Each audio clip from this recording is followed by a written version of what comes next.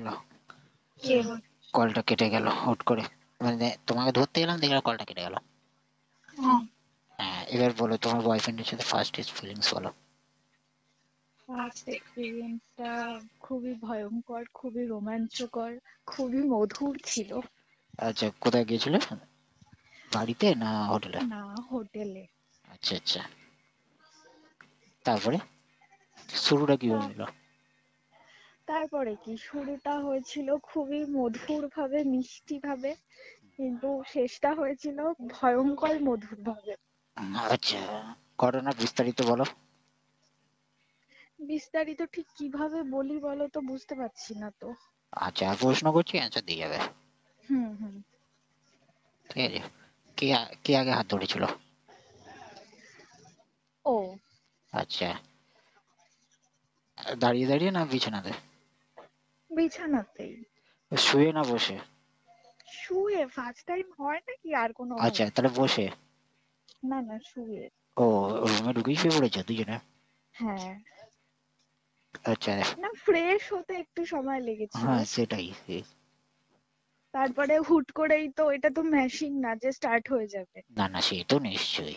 একটু তো ফিলিং প্রয়োজন হয়, তাই না? হুম হুম। মানে আগে কিস হয়েছিল না হাত ধরাধরি হয়েছিল শুধু? ফার্স্টে হাত ধরা ধরি হয়েছিল, হুম তারপরে জড়িয়ে ধরা হয়েছিল, তারপরে কিস, দেন আস্তে হুম। আস্তে। আচ্ছা, লিপ টু লিপ?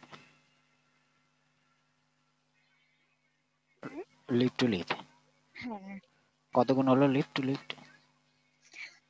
টাইম দিতে হবে কি এসব কিছু, ও আচ্ছা, যতক্ষণ সেই মন সেটাই চাইবে যতক্ষণ মনে ততক্ষণ। হয়েছিল। হ্যাঁ। আচ্ছা, তোমাদের কতক্ষণ টানা হয়েছিল? সবকিছু মিলিয়ে অলমোস্ট 40 মিনিট। 40 মিনিট? 40 মিনিটে কভার হলো? আরে একবারেই 40 মিনিট ফার্স্ট একবারই চল্লিশ রাউন্ডে। মিনিট ও আচ্ছা আচ্ছা, মানে অতিরিক্ত উপর উপর থেকেই কাজ বেশিক্ষণ হয়েছে।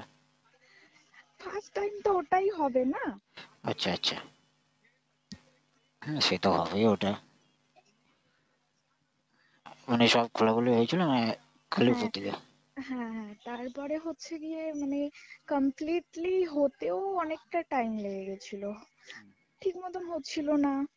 আচ্ছা, মানে ইন হচ্ছিল না? হ্যাঁ হ্যাঁ ছোট তো তাই লাগছিল। হ্যাঁ। তারপরে আহ, নাড়ানো যাচ্ছিল না, খুব পেন হয় না।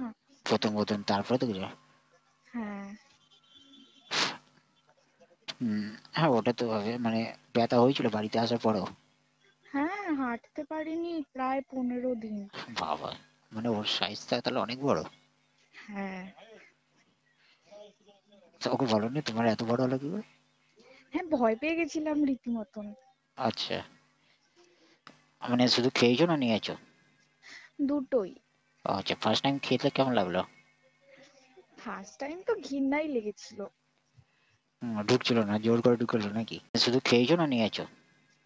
দুটোই। আচ্ছা, ফার্স্ট টাইম খেতে কেমন লাগলো? ফার্স্ট টাইম তো ঘৃণাই লেগেছিল।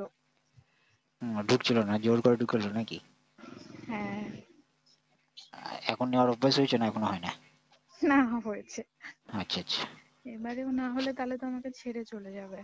হ্যাঁ, একটু তো শান্তি দিতে হবে। হুম, অবশ্য চাকরি বাকরি করে ওরকম বয়ফ্রেন্ড ছাড়া উচিত না। তো বিয়েটা কবে করছো?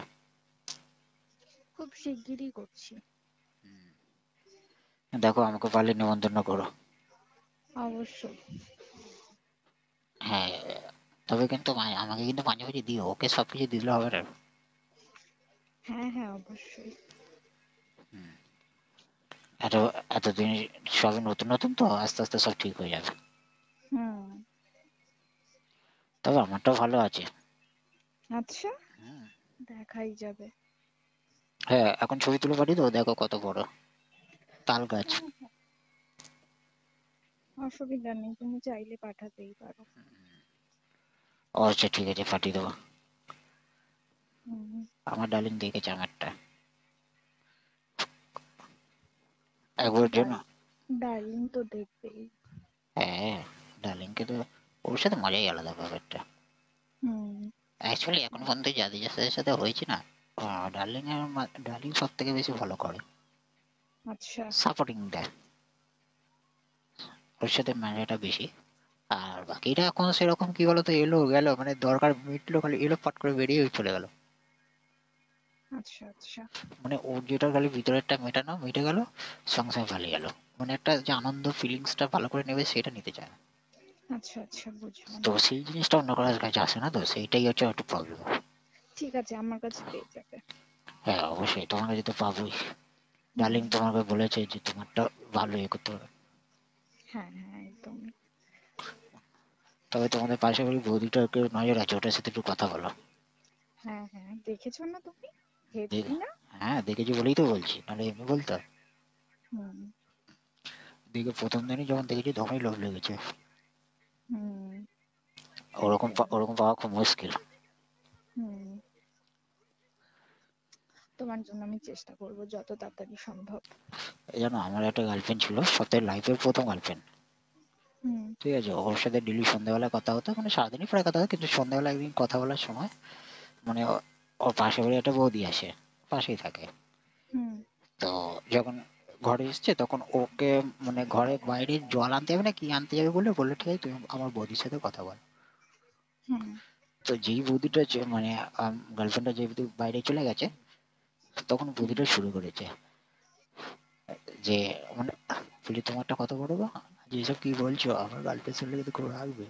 বলি ওর নেই, এবার আগে ভাবি হয়তো আমার সাথে খেলা করছে, ঠিক আছে, মানে দেখতে চাইছি যে আমি কি রকম করতে চাইছি, মানে হতে পারে না সাইড থেকে যে আমার ক্যারেক্টার জানার চেষ্টা করছে। ও বাবা আমার তো খুব শখ হয়েছে যে আমি কি করবো না করবো। এবার ঘাবড়ে যাচ্ছি, আস্তে আস্তে ও দেখছি মানে অতিরিক্ত এতে চলে গেছে। তখন আমি বললাম দেখো আমার মনে হচ্ছে তোমরা জেনে বুঝে এরকম করছো, বলে না না। তারপর বলছে আমিও তখন শুরু করেছি, আচ্ছা তোমার কি খুব ইচ্ছে করছে নাকি, বলছে হ্যাঁ খুব ইচ্ছে করছে এসে দিয়ে যাও। আমি বলছি, হ্যাঁ যাবো এখন তাহলে, কেন তোমার বর দেয় না? বলছে হ্যাঁ দেয়, এই তো আজকে দুপুরেই। হ্যালো, হুম। শুনছো? শুনছি তো, হ্যাঁ শুনছি তো। হ্যাঁ তো বলছে আজকে দুপুরেই যখন করার জন্য রেডি হয়েছে, সব খুলে খুলে করেছে, সবে ইন করতে যাবে সেই সময় দরজায় ঢং ঢং করে এসে এই ভোলা ভোলা ভোলা ভোলা ডাকতে দিয়ে চলে গেল। আমার ইচ্ছাটা পূরণ করে গেল না।